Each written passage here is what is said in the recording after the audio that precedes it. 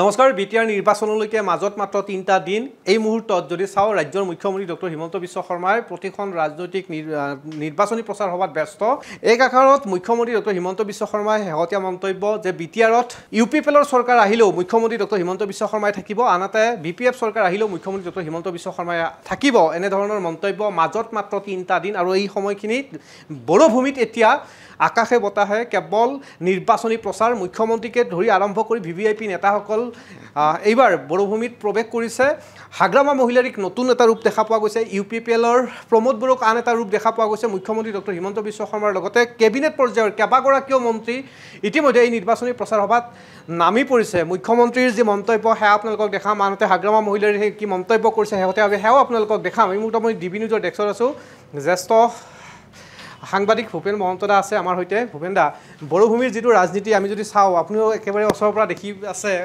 এইবাৰ যেন বড়োভূমিৰ এই নিৰ্বাচন অলপ কিছু পৃথক কি ভাবে আপুনি আপোনাৰ জীৱন সাংবাদিকতাৰ জীৱনত বড়োভূমিৰ এইবাৰ নিৰ্বাচন বিশ্বকৰ্মা পূজা গ'ল আৰু এনে সময়ত এতিয়া বড়োভূমিত মুখ্যমন্ত্ৰীও এখনৰ পিছত আন এখন নিৰ্বাচনী প্ৰচাৰ সভাত ব্যস্ত হয় নবা কথা হ'ল আমি দেখিছোঁ কেইবাটাও আমি বড়োভূমিত নিৰ্বাচন দেখিলোঁ বিটিচিত নিৰ্বাচন এইবাৰ যেন কিবা এটা ব্যতিক্ৰম সকলোৱে মাৰ বান্ধি আহিছে প্ৰত্যেকটো দলেই যুঁজ দিম বুলি ইয়াত আহিছে আনকি কংগ্ৰেছেও জাতীয় পৰিষদেও কংগ্ৰেছৰো 40টা সমষ্টিতে প্ৰাৰ্থিত্ব দিছে এজিপিও দিছে এজেপিও দিছে তাৰ উপৰি হিমন্ত বিশ্বই মানে কণ্টিনিউ তাত প্ৰচাৰ চলাই আছে আৰু হিমন্ত বিশ্বই কৈছে যে এইবাৰ আমাৰ সকলোৱে বিজেপিক বিচাৰিছে বিজেপি চৰকাৰ হ'ব তাৰপিছত তেওঁ সকলোখিনি বিজেপি চৰকাৰ আহিলে সব সুবিধা তেওঁ তাত প্ৰথম নাগৰিক বুলি কৈছে তাত দ্বিতীয় নাগৰিক কোনো নাথাকে মানে প্ৰথম নাগৰিক হ'ব সব তাত দ্বিতীয় শ্ৰেণীৰ মানুহ নাথাকে সব প্ৰথম শ্ৰেণীৰ মানুহে হ'ব আৰু তাত যি ভিচিডিচি যিটো চলি আছে এতিয়া সেইটো তেওঁ বন্ধ কৰিম বুলি কৈছে তাৰ জৰিয়তে বহুত মানে কৰাপশ্যন হৈছে আৰু সেইবিলাক তাত তেওঁ নিগনি এন্দুৰ আখ্যা দিছে সেইবিলাকক তেওঁ এইবাৰ মষিমূৰ কৰিব তাত ভিচিডিচি তাত উঠাই দিম বুলি কৈছে আৰু বিশেষকৈ সকলোকে প্ৰথম শ্ৰেণীৰ নাগৰিক বুলি কৰিম বুলি কৈছে ভূপেন দা এটা কথাও মুখ্যমন্ত্ৰীৰ মুখত দেখা পোৱা গৈছে যে 10,000 টকা প্ৰসংগত উল্লেখ কৰিছে যে নলবাৰী জিলাত পায় সন্মুখৰ কাষৰ জিলাবিলাকত পায় আপোনালোকৰ তাত নাপায় কিয় সেই তেওঁ কৈছে যে এই 10,000কে চব বাকী মহিলাবিলাকে পায় চবে পায় বিটিএত নাপায় এবাৰ আমি আহিলে বিজেপি আহিলে এইবিলাক প্ৰত্যেকগৰাকী মহিলাই ইয়াত পাব এই সুবিধাবিলাক তেওঁ প্ৰত্যেকখন সভাতে তেওঁ কৈ আছে তেওঁ প্ৰত্যেক সভাতে বিশেষকৈ তেওঁ প্ৰথম নাগৰিকটো বিশেষকৈ কৈ আছে ইয়াৰ উপৰি হাগ্ৰামা মহিলাৰী এইবাৰ বিৰোধীত থকা হাগ্ৰামা মহিলাৰীয়ে তেওঁতো চৰকাৰ গঠন অলৰেডি কৰিয়েই দিলে গতিকে আনুষ্ঠানিকতা বাকী খালি তেওঁ 3 তাৰিখে শপত গ্ৰহণ কৰিম বুলিয়ে কৈছে গতিকে তেওঁ কৈছে যে মই সকলোতকৈ আসন বেছি লৈ পেলাই চৰকাৰ গঠন কৰিম মানে বিটিএ চৰকাৰ গঠন কৰিম তেওঁতো বিটিএ বুলি নকয় তেওঁ বিটিচি বুলিয়ে কয় গতিকে তেওঁ এতিয়াও বিটিচিয়ে হৈ আছে তেওঁৰ মনত তেওঁ চৰকাৰ থাকিলেও সকলোখিনি সুবিধা দিম বুলি কৈছে মানুহক আৰু ইফালে সাহসীয় ইউপিপিএল আছে ইউপিপিএলে কৈছে আমি চৰকাৰ গঠন কৰিম আমি মানে বিটিএত আমি শান্তি আনিলোঁ কোনো চৰকাৰ আনিব পৰা নাছিল আমিয়ে বিটিএত শান্তি আনিছোঁ তাৰপিছত তেওঁ আৰু এটা কথা কৈছে যে আমি দিল্লী দিছপুৰৰ আমাক শাসন নালাগে আমাক ইয়াত স্থানীয় শাসন লাগিব গতিকে ইউপিপিএলক ৰাইজে ভোট দিয়ক ৰাইজে আমি ইউপিপিএল আমি সকলোখিনি সুবিধা আমি কৰি দিম তিনিওটা দলে যি এটা যুঁজান ৰূপত লাগিছে এতিয়াও মানে পৰিষ্কাৰ হোৱা নাই যে কোনে আচলতে বিটিএটি দখল কৰিব প্ৰত্যেকেই মানে দৃঢ় হৈ আছে যে বিজেপিয়ে কৈছে আমি বিজেপি চৰকাৰ আমি চৰকাৰ গঠন কৰিম ইউপিপিএলে কৈছে আমি চৰকাৰ গঠন কৰিম হাগ্ৰামাটো অলৰেডি তেওঁ বাছ ঠিক কৰিছে শপত গ্ৰহণৰ কাৰণে আৰু তাৰিখ ঠিক কৰিছে 3 অক্টোবৰ আমি শপত খাদ্যৰ মেনুলৈকে ঠিক কি খানা থাকিব 300খনকৈ এচি বাছ ঠিক কৰিছে আৰু পেণ্ডেলো নিৰ্মাণ কৰিবলৈ সাজু বুলি উল্লেখ কৰিছে মুঠৰ ওপৰত আনুষ্ঠানিকতা বাকী থকাৰ কথা উল্লেখ কৰিছে আনহাতে হাগ্ৰামা মহিলাৰীৰ মন্তব্য অনুসৰি যে 1 নম্বৰত বিপিএফ থাকিব 2 নম্বৰত থাকিব বিজেপি আৰু ইউপিপিএল প্ৰমোদ বড়োৰ নামেই নাই বুলি উল্লেখ কৰিছে হাগ্ৰামাই কোৱা মতেতো ইউপিপিএলৰ তেওঁ তাত কোনো হেৰি নহ'ব বুলি কৈছে 2 নম্বৰ স্থানতহে বিজেপি থাকিব বুলি কৈছে তেওঁ মানে তৃতীয় স্থানত বা অন্যান্য স্থানত থাকিব আৰু এই মহন্তত মই আন এটা প্ৰশ্ন কৰিম যেনেকৈ আপুনি ৰাজনৈতিক বিষয়ৰ লিখাসমূহ লিখি থাকে প্ৰবন্ধ লিখে বিভিন্ন ধৰণৰ বিশেষভাৱে এইবাৰ বড়োভূমিত দেখা পোৱা গৈছে গৌৰৱ গগৈয়ে নতুনকৈ সভাপতি হোৱাৰ পিছতে আজিৰ দিনটোতো গৌৰৱ গগৈও কিন্তু নিৰ্বাচনী প্ৰচাৰ সভাত ব্যস্ত কংগ্ৰেছে 40খনকৈ আসন দিছে, ইপিনে মিত্ৰজোঁটৰ প্ৰসংগ আছে, কিন্তু পৃথকে পৃথকে আসন। গতিকে কংগ্ৰেছৰ ফালৰ পৰা কিবা হ'ব পাৰে নেকি, বা মিত্ৰজোঁটৰ ফালৰ পৰা ইয়াক লাভান্বিত অন্য দলকহে কৰিব পাৰে নেকি? নহয় এই নিৰ্বাচনত মিত্ৰতাৰে বিৰোধীয়ে আসন নিদিয়াৰ ফলটো বিজেপি অথবা UPP অথবা BPF লাভ কৰিব পাৰে নেকি? এইটো বহুত প্ৰচাৰ হৈ আছে যে আজিও কোনো ক্ষেত্ৰতে বিৰোধী একত্ৰিত হ'ব পৰা নাই, বা কি কাৰণত হ'ব পৰা নাই তেওঁলোকে জানে, হ'ব পৰা নাই। এতিয়াও তাতেও কংগ্ৰেছে চিট দিছে, তাৰ লগে লগে আকৌ AJPও দিছে, আৰু এনেকৈ বিৰোধী যিটো ঐক্য তাত দেখা পোৱা নাই এতিয়ালৈকে। ইতিমধ্যে বিৰোধী দলৰ দলপতি আমাৰ দেৱব্ৰত শইকীয়া, গৌৰৱ গগৈ, তেওঁলোকেও জোৰদাৰ প্ৰচাৰ চলাই আছে। বা গৌৰৱ গগৈৰ সভাটো যথেষ্ট মানুহ হোৱা দেখা গৈছে। এইফালৰ পৰা কিন্তু তেওঁলোকে যিহেতু এইবাৰ প্ৰথম তাত খোজ পেলাইছে, গতিকে তেওঁলোকে যে ইমান লাভৱান্বিত হ'ব এইটো আশা কৰিব নোৱাৰি। তথাপিতো কিন্তু কোনো কমি নাই। 2026 চনৰ পূৰ্বে এই BTRৰ এই বৰভূমি নিৰ্বাচন এক প্ৰকাৰ কিন্তু চাব লগা হৈ উঠিছে।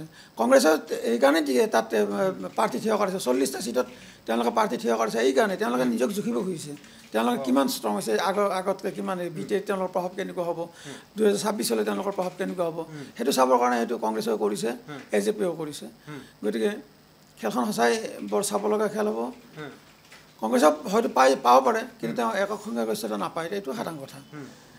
মানে ত্ৰিকোণীয়া এখন যুঁজৰ কথা আপুনি উল্লেখ কৰিছে, আৰু ত্ৰিকোণীয়া যুগৰ ভিতৰত আপুনি BPF, UPPL আৰু BJPৰ প্ৰসংগ উল্লেখ কৰিছে যে কংগ্ৰেছে এবাৰ শক্তি এবাৰ জুখিবৰ কাৰণে BTRত তেওঁলোকে 40টা সমষ্টিতে তেওঁলোকৰ প্ৰাৰ্থিত্ব প্ৰদান কৰা বুলি উল্লেখ কৰিছে। আৰু এয়া DB নিউজৰ দৰ্শকসকলেও বিশ্লেষণ কৰক।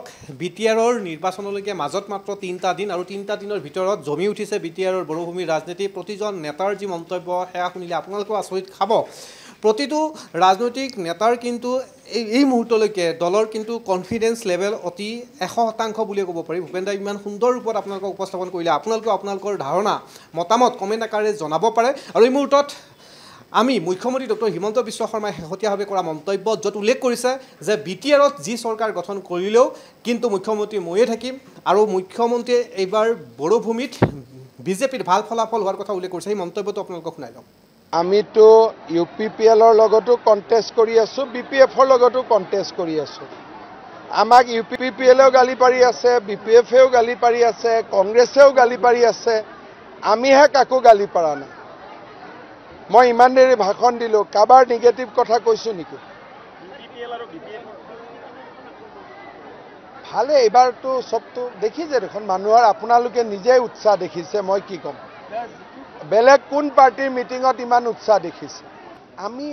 মই ভাবোঁ যে আমি জিকিম। যোৱাবাৰ আমি UPPLক সমৰ্থন কৰিছিলোঁ, গতিকে যোৱাবাৰ UPPLে জিকোতে তাত BJPৰো কণ্ট্ৰিবিউশ্যন আছিলে।